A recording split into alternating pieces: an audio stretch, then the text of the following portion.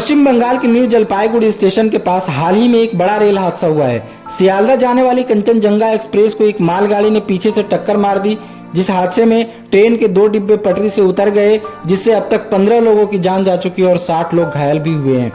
लेकिन दोस्तों, ये देश का ऐसा पहला हादसा नहीं है। इससे पहले भी इससे ज्यादा खतरनाक हादसाएं हुई हैं, जिन हादसाओं ने पूरा देश झकझोर कर रख दिया है। तो चलिए बात करते हैं इंडिया के सबसे पहले ट्रेन एक्सीडेंट के बारे में। भारत की पहली रेल दुर्घटना 10 जुलाई 1853 को हुई थी। ट्रेन जो मुंबई से ठाणे के बीच चलाई गई, वसई रोड महाराष्ट्र पहुंचकर हादसे का शिकार हो गई, जिसमें 4 लोगों की मौत और कई लोग घायल भी हुए थे। लेकिन दोस्तों, ये जो छोटी छोटी हादसाएं आप सुनते हैं, ये उस हादसा के सामने कुछ भी नहीं है जो कि बागमती नदी में हुआ था।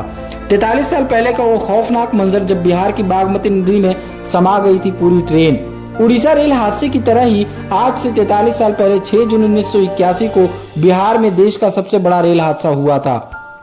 बिहार में हुआ ये रेल हादसा इतना भयानक था कि इतिहास के पन्नों में इसे काला दिन कहा जाता है। भारतीय रेल के इतिहास में ये रेल हादसा काले धब्बे की तरह है, जिसे चाहे भी तो भुलाया नहीं जा सकता है। बिहार में 6 जून साल 1981 को हुए इस हादसे को पूरी दुनिया में दूसरा सबसे बड़ा रेल हादसा कहा जाता है। बरसात का मौसम था, शाम का समय था। दिन 6 जून 1981। अपनों से मिलने की आस लिए सभी यात्री खचाखच भरी हुई ट्रेन से सफर कर रहे थे, लेकिन उन्हें क्या पता था कि उनको अपने से मिलने की ख्वाहिश तो दूर, उनके चेहरे देखने तक की ख्वाहिश भी पूरी नहीं होने वाली।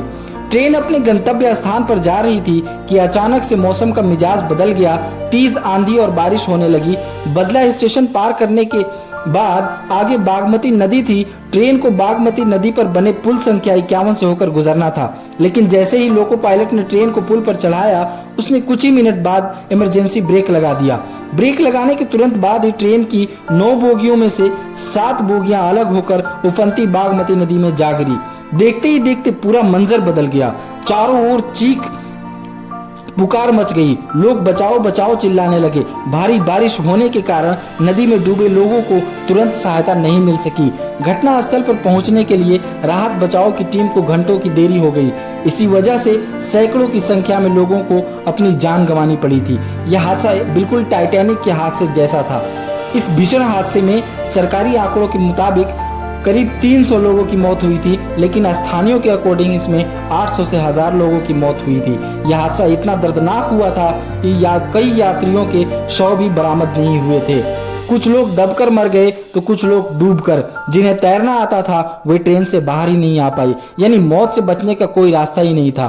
दोस्तों, आमतौर पर राहत बचाव का कार्य 24 से 48 घंटों तक चलता है, लेकिन यह हादसा इतना दर्दनाक था कि लोगों को लाशों को निकालने में कई हफ्तों का वक्त लग गया था।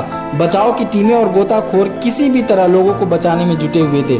उन्हें केवल 286 शव ही बरामद हुए थे। कईयों का तो पता ही नहीं चल पाया। ये रेल हादसे का अब तक का दूसरा सबसे बड़ा ट्रेन हादसा हुआ है, जिसे आज भी याद कर लोगों की आंखें नम हो जाती है। इसके पीछे की वजह क्या थी? बागमती नदी पर इस भीषण हादसे की असल वजह का अब तक पता नहीं चल पाया है। अभी भी यह केवल सवाल बनकर रह गया है कि आखिर लोको पायलट ने इमरजेंसी ब्रेक क्यों लगाया था। लेकिन कुछ थ्योरियां बताई गई हैं, जिन्हें सुनकर आप अपने दिल को तसल्ली तो दे सकते हैं, लेकिन ये हकीकत नहीं हो सकते।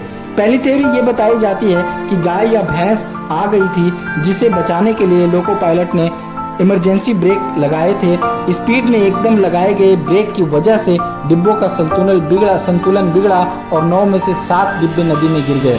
दूसरी वजह यह बताई जाती है कि ट्रेन की खिड़की दरवाजे सब बंद थे, इसलिए तेज आंधी तूफान का पूरा दबाव ट्रेन पर पड़ा और ट्रेन नदी में गिर गई। हालांकि आज तक सटीक वजह का पता नहीं चल